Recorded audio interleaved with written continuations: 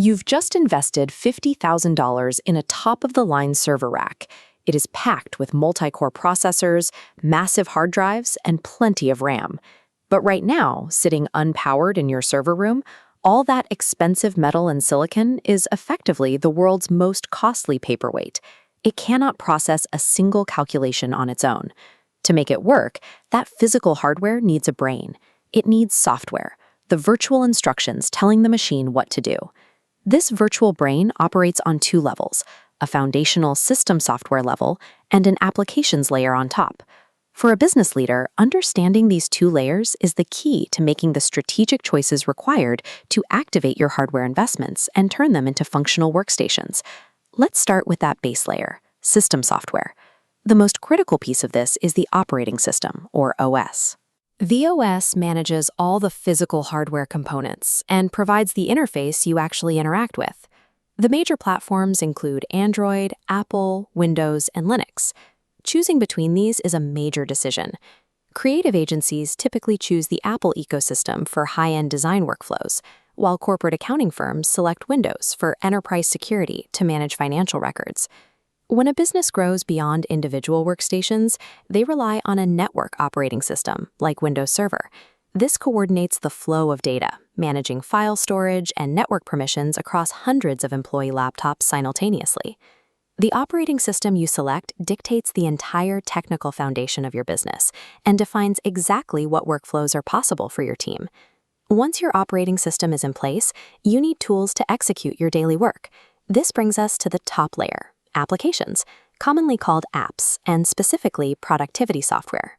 These tools range from individual productivity apps like Microsoft Word or Google Docs to massive business-scale platforms like QuickBooks for accounting or Sage for human resources. Imagine a modern company transitioning from old manual paper ledgers to a fast, fully automated business productivity application. That transition turns a 10-hour administrative nightmare into a 10-minute automated task. It removes the risk of human error from the equation, ensuring that payroll is calculated perfectly every single time. Productivity software acts as the primary engine for scaling a company's output, allowing small teams to resolve major operational bottlenecks quickly. To keep those applications running smoothly, your operating system also relies on utility programs. These are the maintenance tools, like antivirus scanners and disk cleanup software, that protect the system and optimize its performance over time. IT administrators manage these utilities and handle the installation or removal of software through centralized dashboards like the control panel in Windows or system preferences in macOS. Installing software brings up a strict legal reality: licensing. A software license is the legal document that dictates exactly how you are allowed to use or distribute a program.